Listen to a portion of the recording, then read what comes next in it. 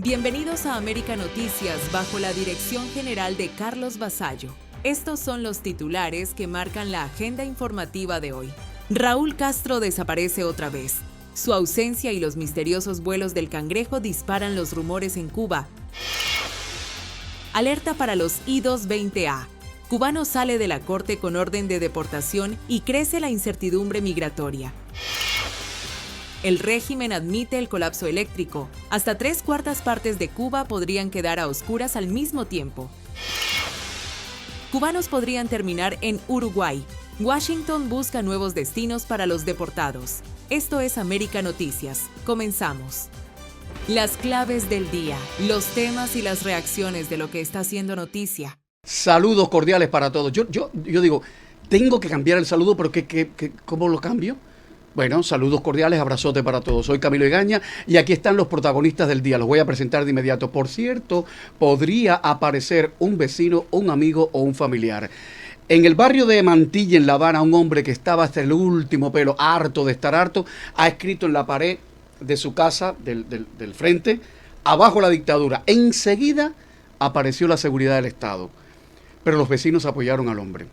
No sabemos en qué quedó aquello. Una mujer muy pobre que ha acogido a una anciana que andaba deambulando por su reparto sin que nadie la reclamara. La mujer lleva viviendo 15 días en casa de Mirta, pero Mirta tiene apenas para comer y dice que el gobierno no ha llamado a los funcionarios de gobierno local y no le hacen nada. El 79% de los ancianos en Cuba viven en extrema pobreza y no pueden hacer las 3 comidas al día.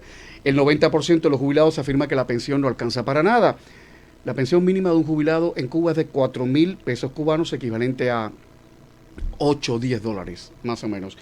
En marzo pasado, el gobierno admitió con total honestidad que no hay recursos para apoyar a los ancianos. Bueno, dijeron personas vulnerables, porque saben ustedes que el gobierno cubano habla en metalenguaje. Es muy feo decir gente pobre. Entonces dicen personas vulnerables. Como aquí dicen personas de bajos recursos, por la corrección política, cuando hay que decir personas pobres. Ahí lo dejo. En El Fanguito, un barrio de La Habana, los vecinos bloquean la calle 23, que saben ustedes es una de las principales arterias de la capital, y cuando yo era niño era una de las calles más bonitas que había en La Habana. Tras más de 2 días sin agua, sin luz, sin gas, han bloqueado la calle 23. Hay que decir que El Fanguito es como otro mundo, es un barrio marginal, un yeguipón.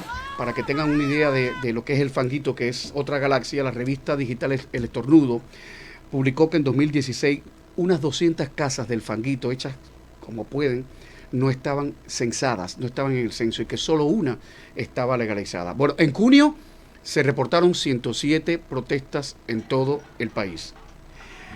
Otra protagonista del día, una madre cubana que de pronto decidió romper la rutina y le dijo al niño, vístete que nos vamos a la calle a comer. Fueron a la calle a comer, ella pidió en un restaurante privado, obviamente, unos camarones en salsa, y el niño comió un picadillito con arroz, una cosa así. 20,000 pesos le costó la jugada. 20,000 pesos. Estamos hablando de 4 meses, el equivalente a 4 meses del salario de esta mujer que gana 5,000 pesos, porque es profesional. Ahora mismo, cualquiera en La Habana que quiera comer en un sitio decente, pero no caro, tiene que gastarse 13,000 pesos. 13,000 pesos. Y cualquier hijo de vecino que quiera vivir en Cuba en estos momentos, sin lujo, comiendo, desayunando y cenando, comiendo por la noche, sin el almuerzo, vaya, tiene que gastarse 96,000 pesos cubanos en un país cuya inflación en los últimos 2 años se ha disparado a un 200%. Inflación anual, 200%. Yo traigo estos datos y a veces digo, apabulla a la gente con los datos, pero es que yo creo, lo de siempre, que las opiniones son libres, pero los datos son absolutamente rigurosos y no se tocan. Un artista ha dado el do de pecho, un artista y su mujer, Carlos Alfonso y Ele Valdés, tecladista de la banda Síntesis, Carlos, fundador de la banda Síntesis, han publicado en Facebook que los apagones del gobierno son una tortura psicológica de masas. Y agregaron, es increíble que pidan resistencia a esta tortuosa situación. Recordemos que Síntesis en el 2022 ganaron el Latin Grammy al mejor álbum folclórico en 2022. Y yo seguramente apuesto a que a algún amigo de él y de Carlos, amigos comprometidos con el gobierno hasta el tuétano, le habrán dicho en las últimas horas: oye, Carlito, no apriete, por favor, no apriete. Otro do de pecho, el de Ulises Toirac, el popular humorista Ulises Toirac. Ha publicado en su muro de Facebook una foto donde aparecen 3 contenedores municipales de basura totalmente desbordados, como todos los contenedores que están en La Habana, y ha puesto una sola frase, pero no hace falta decir más. Qué ironía, con tanto como de basura que hay. Por cierto, lo publicó justo el mismo día en que comenzaba a sesionar el parlamento norcoreano, absolutamente norcoreano, de Díaz-Canel y Raúl Castro. No es un chiste fino, como decía el gordo Porcel. Ahí lo dejo, ahí vienen las noticias. Hay quien piensa que hay una reservita de energía guardada para resolver algo. Eso es prácticamente imposible, técnicamente imposible. No hay energía para repartir. La crisis eléctrica en Cuba sigue profundizándose y millones de cubanos continúan enfrentando apagones interminables, mientras el propio régimen admite que el sistema energético atraviesa uno de los momentos más críticos de su historia reciente. En una comparecencia transmitida por la televisión estatal, el ministro de Energía y Minas intentó responder a las crecientes críticas por la distribución de los apagones en medio del malestar de una población que lleva meses viviendo entre cortes eléctricos, altas temperaturas y una economía cada vez más deteriorada. La poquita generación que tiene nuestro país, nosotros tratamos de proteger, y se protegen, una cantidad de centros vitales de la economía y de la vida social, como son los hospitales, elaboraciones de alimentos, que casi cubre el 100% de lo que nosotros estamos generando. Las declaraciones llegan cuando el sistema electroenergético nacional mantiene un enorme déficit de generación y las propias autoridades reconocen que Cuba no dispone de reservas de combustible ni de capacidad suficiente para estabilizar el servicio, lo que mantiene a millones de personas pendientes de cuándo llegará la luz y cuánto tiempo permanecerá. La Unión Eléctrica estima que durante los horarios de mayor consumo casi 3/4 partes del país pueden quedar sin electricidad al mismo tiempo, debido a que la generación continúa muy por debajo de la demanda nacional. Hay localidades donde los residentes apenas reciben unas pocas horas de electricidad antes de volver a quedar completamente a oscuras, y otras comunidades acumulan hasta 105 días de afectaciones, según reconocen autoridades locales y reportes oficiales. A esto se suma otro problema reconocido por el propio gobierno: la falta de combustible y el robo de aceite de transformadores, un recurso indispensable para mantener operativa la red eléctrica y reparar equipos averiados. En las últimas semanas, Cuba ha sufrido varios apagones nacionales que dejaron prácticamente a toda la isla sin servicio, evidenciando el avanzado estado de deterioro de las termoeléctricas, la falta de mantenimiento y la escasez de recursos para recuperar una infraestructura que lleva años funcionando al límite. La crisis energética se ha convertido además en uno de los principales factores que alimentan el descontento social y el éxodo de miles de cubanos que ven cómo cada día resulta más difícil cocinar, conservar alimentos, trabajar o simplemente descansar en medio de los prolongados cortes de electricidad. Mientras el régimen insiste en que busca soluciones, para millones de cubanos la incertidumbre continúa siendo la misma: no saber cuándo regresará la luz, ni cuánto durará la próxima vez que se encienda, informó Leticia Grao para América Noticias.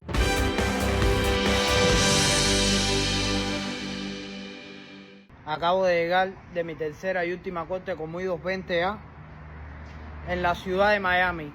Y les voy a decir, para que no se engañen ustedes mismos ni permitan que nadie los engañe. Un nuevo caso vuelve a poner bajo la lupa el futuro migratorio de miles de cubanos con formulario I-220A en Estados Unidos. Un cubano residente en Miami reveló que recibió una orden de deportación al concluir su audiencia en una corte de inmigración, sin que pudiera presentar su caso de asilo político ante el juez. De entrada, el juez desestimó la petición de residencia que hicimos con la corte. Y cuando pensábamos que nos iba a dejar defender el asilo político, ni siquiera nos dejó hablar, solamente hizo preguntas de respuesta sí o no y desestimó el caso y me dio una orden de deportación.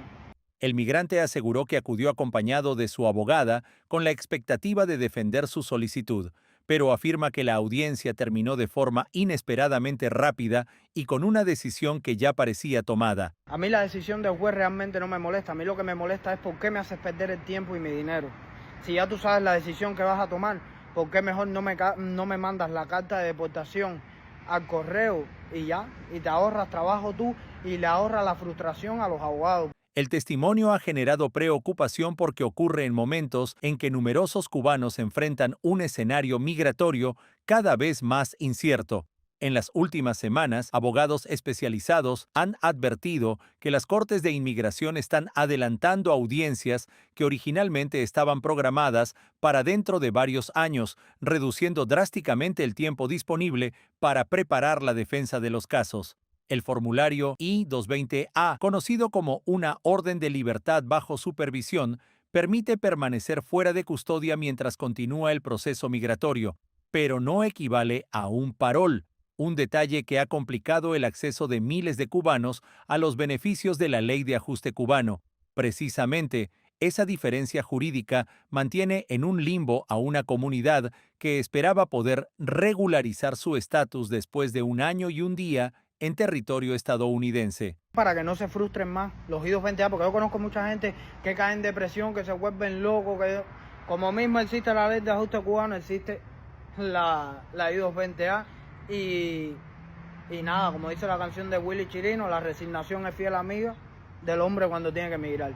Resígnese hasta que ocurra un milagro. Mientras tanto, andar al hilo. Y ya, y que sea lo que Dios quiera.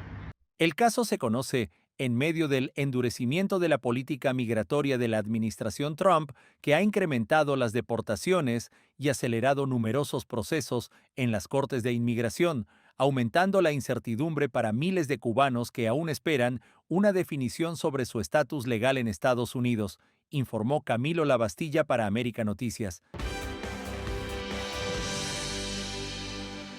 ¿Murió Raúl Castro? Misteriosos vuelos del Cangrejo desatan todo tipo de especulaciones. ¿Dónde está Raúl Castro?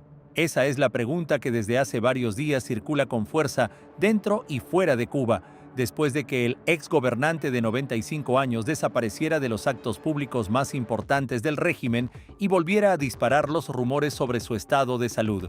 Las especulaciones comenzaron tras su ausencia en el acto central por el 26 de julio, la fecha política más importante para el castrismo. Por primera vez en más de 3 décadas, Raúl Castro no estuvo presente en la principal ceremonia propagandística del régimen.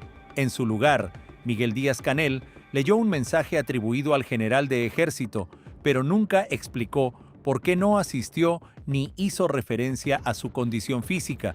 Desde entonces, las redes sociales se inundaron con versiones sobre una supuesta muerte o un grave deterioro de su salud. Sin embargo, hasta el momento no existe ninguna confirmación oficial de que Raúl Castro haya fallecido, y las autoridades cubanas sostienen que participó por videoconferencia en la más reciente sesión de la Asamblea Nacional. Lo que llamó la atención fue que tampoco mostraron imágenes recientes que despejaran definitivamente las dudas. Mientras el silencio oficial alimenta las especulaciones, otro hecho ha despertado aún más interrogantes. Registros de vuelo revelan que el jet privado, vinculado al llamado Cangrejo, volvió a despegar con destino a Varadero, mientras otra aeronave utilizada por el régimen aterrizó en Holguín. Aunque no existe evidencia que relacione esos desplazamientos con el estado de salud de Raúl Castro, la coincidencia ha sido suficiente para disparar nuevas teorías entre cubanos dentro y fuera de la isla. Además, el protagonismo que ha adquirido el Cangrejo durante los últimos meses, al ser mencionado como una figura con influencia en contactos entre La Habana y Washington, ha provocado que cada uno de sus movimientos sea seguido con especial atención. No es la primera vez que las redes sociales anuncian la muerte de Raúl Castro. Durante años, rumores similares han circulado una y otra vez para luego ser desmentidos con alguna aparición pública del exmandatario. Pero esta vez hay un elemento diferente: su ausencia prolongada de 2 eventos políticos considerados claves para el régimen, sumada a la falta de imágenes recientes y al hermetismo de las autoridades, ha dado nueva fuerza a las especulaciones. Por ahora, el régimen insiste en que Raúl Castro continúa participando en asuntos de Estado, aunque únicamente de manera virtual. Mientras tanto, los cubanos siguen preguntándose si el silencio responde únicamente a una decisión protocolaria o si detrás de esa ausencia se esconde una noticia que el régimen todavía no está dispuesto a confirmar, informó Camilo Lavastilla para América Noticias.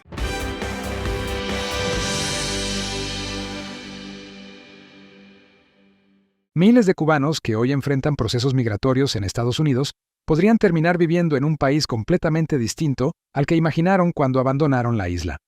Una investigación de The New York Times reveló que la administración del presidente Donald Trump negocia desde hace meses con el gobierno de Uruguay un acuerdo para enviar allí a cubanos deportados desde territorio estadounidense, en lugar de regresarlos directamente a Cuba. Según el reporte, las conversaciones son encabezadas por el Departamento de Estado, dirigido por Marco Rubio, y la Cancillería uruguaya. Aunque el acuerdo no mencionaría expresamente a los cubanos, ellos serían el principal grupo beneficiado o afectado por esta nueva estrategia migratoria. La medida forma parte del esfuerzo de Washington por ampliar la lista de países dispuestos a recibir migrantes deportados, cuando su retorno al país de origen resulta complicado o no forma parte de la estrategia del gobierno estadounidense. Para miles de cubanos, el cambio podría representar un giro radical. En lugar de regresar a la isla, podrían ser trasladados a una nación sudamericana, donde tendrían la posibilidad de solicitar residencia, trabajar y comenzar una nueva vida, aunque lejos de Estados Unidos y de sus familiares. Uruguay no fue escogido al azar. Con una población envejecida y necesidad de trabajadores, el gobierno uruguayo considera que la inmigración puede ayudar a cubrir la falta de mano de obra, mientras busca fortalecer su relación con la administración Trump. La noticia llega en medio del endurecimiento de la política migratoria hacia los cubanos. En los últimos meses, la administración Trump ha restringido varias vías de regularización, ha incrementado las deportaciones y ha recurrido cada vez más a terceros países para reubicar a migrantes que no permanecen legalmente en Estados Unidos. De hecho, miles de cubanos ya han sido enviados a México, mientras otros fueron trasladados temporalmente a países africanos durante procesos migratorios, reflejando un cambio profundo respecto a la política que durante décadas distinguió a los cubanos de otros grupos migrantes. Por ahora, ni Washington ni Montevideo han anunciado un acuerdo definitivo. Sin embargo, las negociaciones continúan y podrían cambiar el destino de miles de cubanos que hoy viven con la incertidumbre de no saber si permanecerán en Estados Unidos, o si su próximo destino estará a más de 5.000 millas de Florida, informó Enrique López para América Noticias.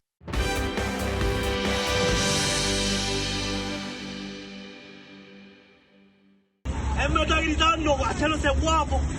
Entonces yo me bajo por él, entonces yo le dije, ve, y sigue y me hace así con la cara.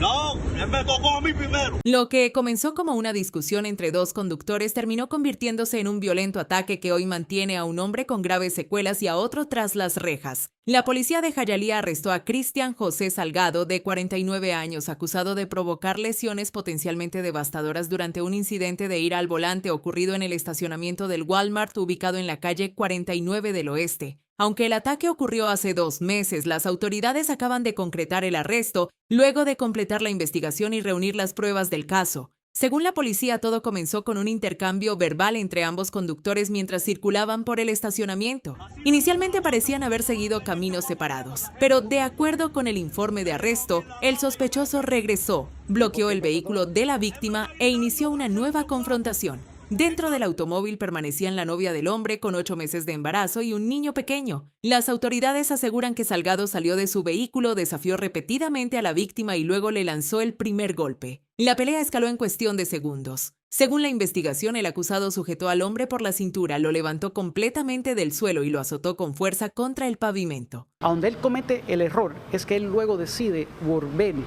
al Walmart, parquear el carro bloqueando la salida de la víctima en este caso, y es cuando hay otra confrontación. Durante esa confrontación, Salgado logra agarrarlo, levantarlo en el aire y arrojarlo al suelo. Las imágenes captadas tras el ataque muestran a la víctima desorientada intentando incorporarse mientras se escucha a un hombre gritar «¡Me defendí!».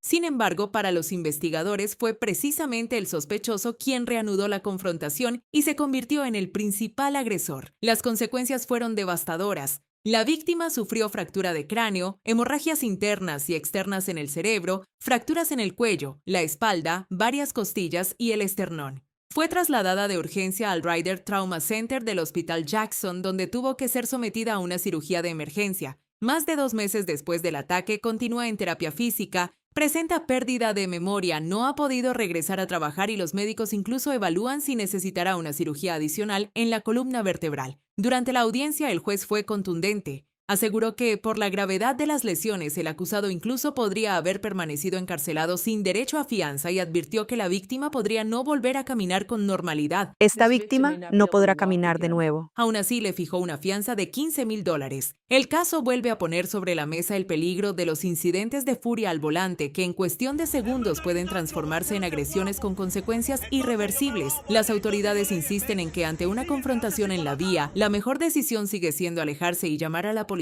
antes de responder a la violencia con más violencia. Informó Leticia Grau para América Noticias.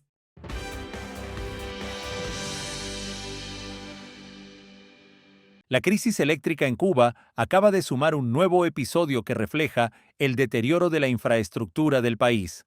Un incendio en la subestación Santiago Este, en Santiago de Cuba, obligó a suspender de emergencia el servicio eléctrico en varios circuitos de la ciudad, agravando aún más una situación que mantiene a millones de cubanos viviendo entre apagones casi permanentes.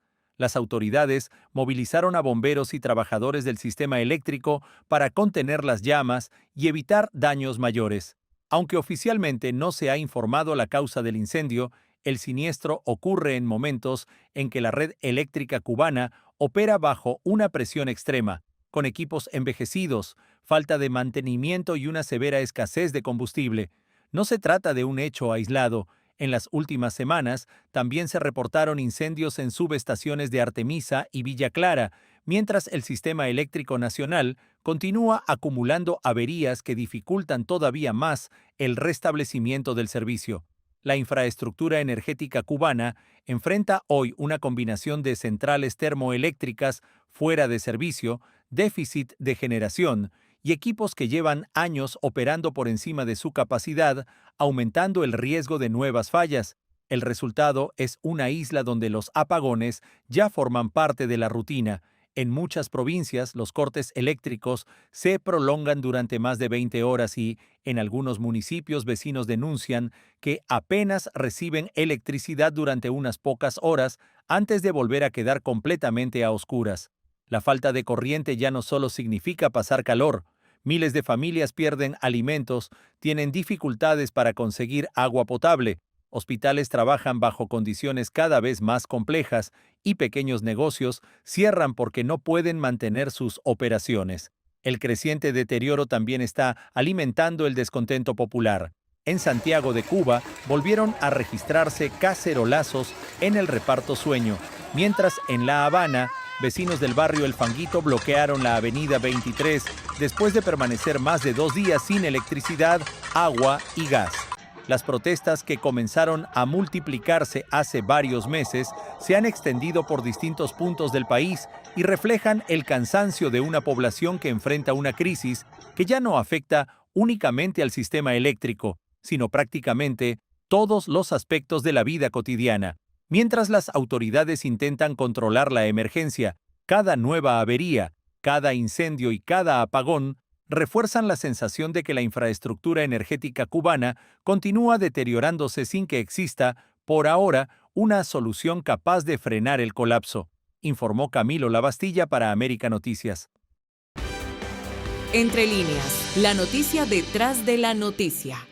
Placer, un honor realmente tener con nosotros a Luis Manuel Otero Alcántara, artista, defensor de los derechos humanos, activista político, y está con nosotros narrándonos un poco su historia, y también estábamos hablando del proceso de lo que vivió en la cárcel. Vamos al día, Luis Manuel, que cumples la condena. Yo decía que muchos medios de comunicación, me incluyo dentro de eso, estuvimos durante tiempo denunciando, preguntándonos, cuestionándonos qué estaba pasando contigo. Se decía que si era un secuestro. Sé que hubo un habeas corpus que se puso y al final termina saliendo después de un paro humanitario. Quiero un poco que nos guíes qué pasó durante todo ese tiempo. Voy a narrar básicamente lo que sucedió así como plano. Yo salía supuestamente de prisión. De hecho, había gente que me decía que si yo estaba seguro del régimen me iba a soltar. Yo decía, no. Al final nosotros vivimos en un país alegal, donde no existe la legalidad y donde el régimen puede hacer lo que quiera. De hecho, yo pasé 5 años de prisión bajo llave, bajo candado, y estuve ahí. La legalidad de ellos dice que tienen que rebajar 2 meses, que los presos tienen un grupo de beneficios que yo nunca tuve, como era la rebaja de 2 meses. O, por ejemplo, libertad condicional, o, por ejemplo, esto de los campamentos, que es como poder ir a trabajar a un sitio y que ese sitio te dejen ir a tu casa. Eso yo sabía que no iba a tenerlo desde el principio, de hecho ellos lo dejaron. A los 5 años, que se cumplían en 9, ellos vinieron tiempo antes, como 4 o 5 días antes, y me dijeron que no había, que la única opción era el exilio, que no me iban a dejar caminar por las calles. Se sintió que era real, que de cierto punto de vista, la presencia de uno en Cuba les generaba a ellos problemas, y que ellos son una dictadura, eso no es una democracia, eso no es nada, y que no te iban a permitir caminar por las calles. Y la otra opción era o en las calles o estar preso. No había, si de 2 formas 5 años podían inventarte otra situación para volverte a meter preso, y te lo dejaban muy claro. Mira, te quiero aclarar primero, antes de continuar con esta próxima pregunta, mi interés aquí, no te voy a hacer ningún tipo de juicio, al contrario, mi total admiración por lo que estás diciendo, pero sí te quiero preguntar, hablabas de un proceso, de una casa operativa, ¿tú estabas consciente del carácter diabólico del régimen y que lo que estaba ocurriendo allá adentro iba a ser grabado y que de una u otra forma podía tener repercusiones en tu contra, correcto? Por supuesto, y de hecho hay una cosa importante, y es la honestidad. Yo creo que la honestidad es uno de los valores más importantes que debemos tener nosotros los activistas. Yo podía en ese momento haber como mantenido una postura radical de 11 días intransigente, 11 días que no quiero hablar con nadie, y después llegar aquí con ese discurso de que la dictadura me oprimió, y es real que me oprimió. Claro. Lo que pasa es que en ese momento yo realmente quería pasar tiempo conmigo. Y eso lo más interesante y humanamente eso es muy entendible, por supuesto que sí. Es importante entender que somos humanos y que ese humanismo nos tiene a una dimensión otra, de que a pesar de todo, a pesar de la distancia, a pesar del sufrimiento, vamos a seguir luchando y vamos a seguir sacrificando por la libertad de Cuba. No somos robots. Estas palabras perfectas para terminar la entrevista. Desafortunadamente me quedaría conversando contigo mucho más tiempo, pero no tengo tiempo para más. Lo repetimos en otra ocasión. Te vamos a hacer otra invitación. Inclusive nos gustaría que vinieras acá al estudio y podemos hablar de este y otros muchísimos temas. Mis respetos. Un placer conocerte. Gracias, man. Muchísimas gracias. Gracias a ustedes ahí una vez más por el compromiso con Cuba. Claro que sí.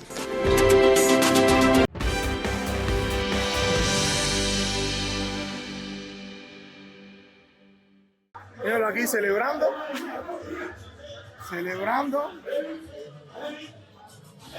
al asesino de Che Guevara.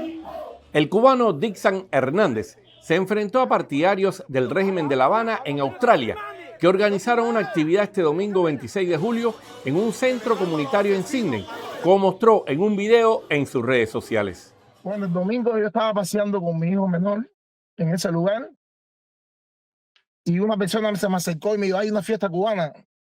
Y yo pensando que era una fiesta normal, como siempre se hace aquí.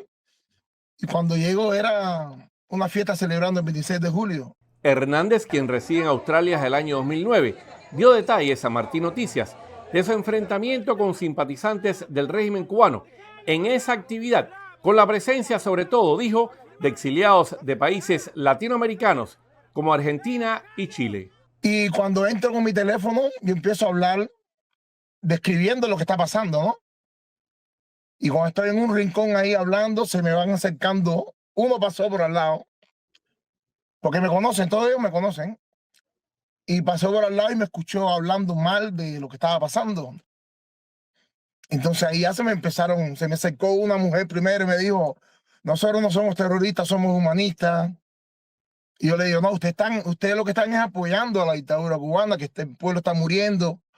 Y este cubano, quien es dueño de una compañía de camiones en Sydney, comentó a Martín Noticias que la mayor parte de su familia, incluyendo sus padres, viven en Arroyo Naranjo, La Habana, y que precisamente se enfrentó a estos partidarios del régimen de la isla en Australia porque no quiere un futuro para su familia como ese duro presente que están viviendo la mayoría de los cubanos. Mi mamá me mandó un mensaje llorando porque ahora dice que no me va a poder ver más. Y yo, bueno, ¿qué quiere que haga? Yo no lo hago por ti, ya ustedes están viejos, cogieron su vida, pero yo tengo mi hija en Cuba, tengo una nieta, tengo un nieto que viene en camino, y yo no quiero el futuro de ellos que sea igual que de ustedes. Estamos todos felices acá.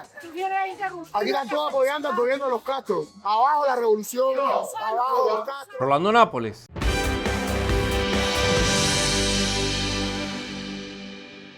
un nuevo informe sostiene que uno de los principales apoyos financieros del régimen no está en Moscú ni en Caracas, está en Europa y más concretamente en España.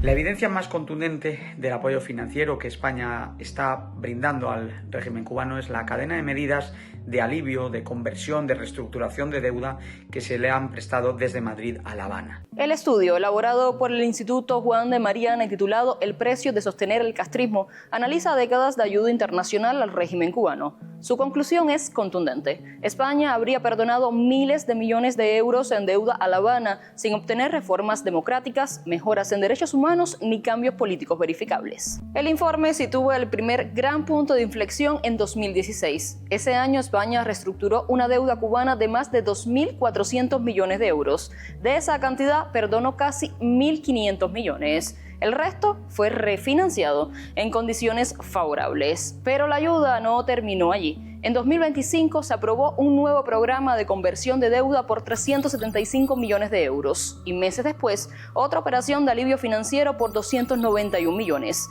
El resultado es que España ha perdonado cerca del 90% de la deuda cubana. En el año 2016, hace ahora una década, España reconocía cerca de 2.500 millones de deudas que Cuba tenía pendientes de pago con el país y sin embargo en la actualidad esta cifra no llega ni a los 300 millones de euros. Eso quiere decir que de cada 100 euros de deuda, hoy en día apenas permanecen en pie 10. La investigación sostiene que el apoyo español no se limita a las condonaciones. También documenta proyectos de cooperación energética, digitalización administrativa, asistencia técnica, ayudas alimentarias y hasta financiación procedente de distintas comunidades autónomas. A esto se suma también la venta de armas. Han sido décadas de cooperación con una dictadura de partido único que sigue manteniendo más de 300 cárceles, más de 1.000 presos políticos, que sigue reprimiendo cualquier forma de disidencia, que no hay mejora alguna verificable en términos de derechos humanos, no hay una apertura económica, política, nada que justifique todas estas concesiones. Es necesario condicionar el futuro de cualquier tipo de relación económica a que se produzca un paso firme, claro y sin ningún tipo de titubeo hacia la democracia, la liberación de los presos políticos, una auditoría total de los fondos ya realizados. Mientras Cuba vive apagones, escasez y uno de los mayores éxodos de su historia, el informe sostiene que el régimen ha seguido encontrando oxígeno fuera de la isla. Antes fue la Unión Soviética, después Venezuela. Hoy aseguran sus autores y todos nosotros que España se ha convertido en uno de sus principales salvavidas financieros en Europa. Y mientras el dinero sigue fluyendo, millones de cubanos continúan esperando lo que ninguna condonación de deuda ha conseguido comprar: la libertad. Soy Diana Hernández.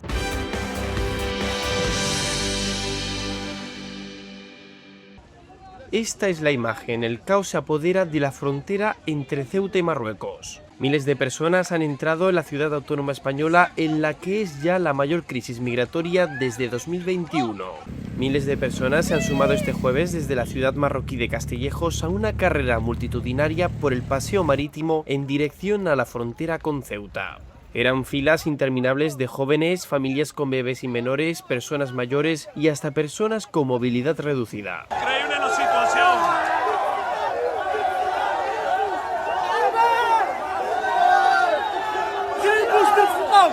¡Mucho a la raya!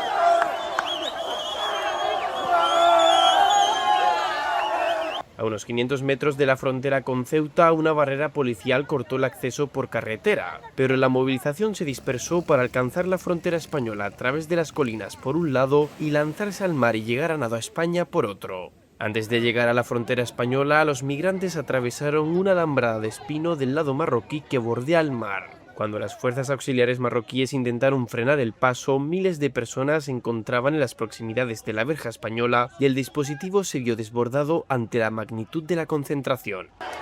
Increíble la situación ahora mismo. ¡Viva España!